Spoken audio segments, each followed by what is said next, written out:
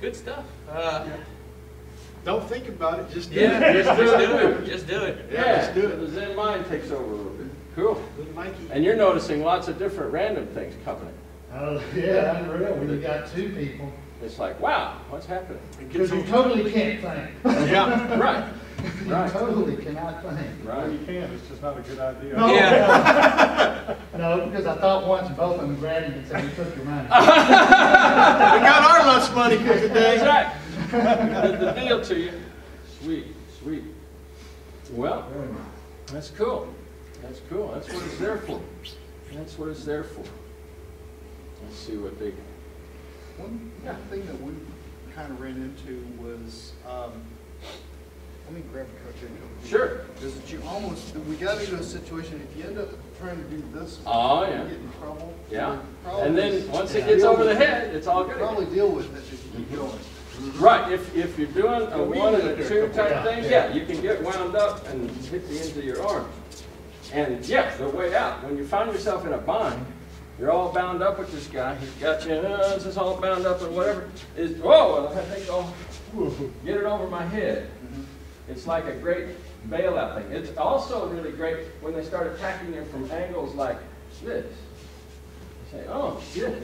You get these things where people are grabbing you, and now he's coming here, and now they're both in front of me again. That's cool. We're used to in front of me. We're less used to side to side. We're less used to stuff coming at us from behind or from the sides. And when you get locked into these things, this going under the arm business becomes really like, whoo, sweet. It's almost like the bailout stuff. As long as you're cool doing 1 and 2 and 3 and 4, it's fun. You know, But when you get under the certain kind of glommed on pressure, or things are not coming where they ought to be coming from, slipping under the arm starts looking real attractive. And everything becomes loosened up once you when the arm gets dry, which has happened on several occasions, I found my best luck instead of going forward is to slip back under it. Yeah, you'll find yourself going backwards, you go sideways, in Yeah. all different directions. That's right. It's very interesting. You get all bound up and you get, the things ain't going right, and you go under an arm, it's like freedom. Yeah, that's what it felt like. Yeah, it's liberation. Oh, good, finally. Another thing that gets in that's kind of interesting is to start allowing for your second hand to come in place. So as you make whatever accommodation in your release that you're doing, you may want to put this second hand up and just monitor. I'm not doing anything with it. I'm just handing it off to the second hand. And what that's going to lead to is this, where your second hand actually starts accommodating his attack, that you're leading his attack. He comes to target, it's not there.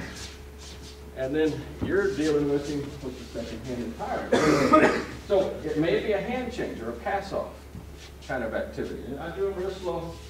You get to where the end of the release is, and you just stick the second hand in there and lightly control.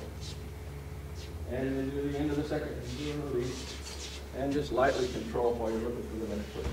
Yeah. Okay? And after a while, you'll notice that, oh,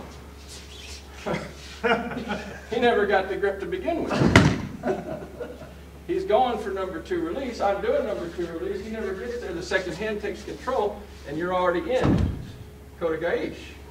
And so it's going to start setting up spontaneous positions for you just through this activity of changing off the hand at the end. But again, start slow and build up the skill of hand changing very gradually. And things go wrong, things aren't doing what they're supposed to do. What do? Go under a damn arm again. And when you do that, it's really amazing because you go under an arm and make a hand change, and you almost always have Tenkai Kodo in there. Almost always, not always, but very often. You're going to wind up here without thinking about it. Yeah, or Shinagi. And once you have one of those conditions, you get another option in your play. Because then you can hold on to him for a while. Most of the time we don't want to hold on to him very long. We want to get rid of him and deal with the next person. I call that the hostage situation. Yeah, I think I'll carry you around with me and use you for a while because I'm tired of this guy. So go over there and see him for me. It's going to get like that. But it all comes out of just changing the handoff right off the bat, right at the end of the release, whichever release it is. And you can change up, down, push, pull. You'll find all different configurations for how your hands get at that moment of when you're transitioning out of that release move. Cool? Again, probably stepping it back a little slower, and then just start the hand motions, because once the hand motions get in here, the hand changes, you'll get more falls. And the thing we do after this, you're going to get even more falls. But, okay? All right. Well, good. Pair up. I'm going to hit the rest of the second, and then I'll join you. So, pair up. Let's go.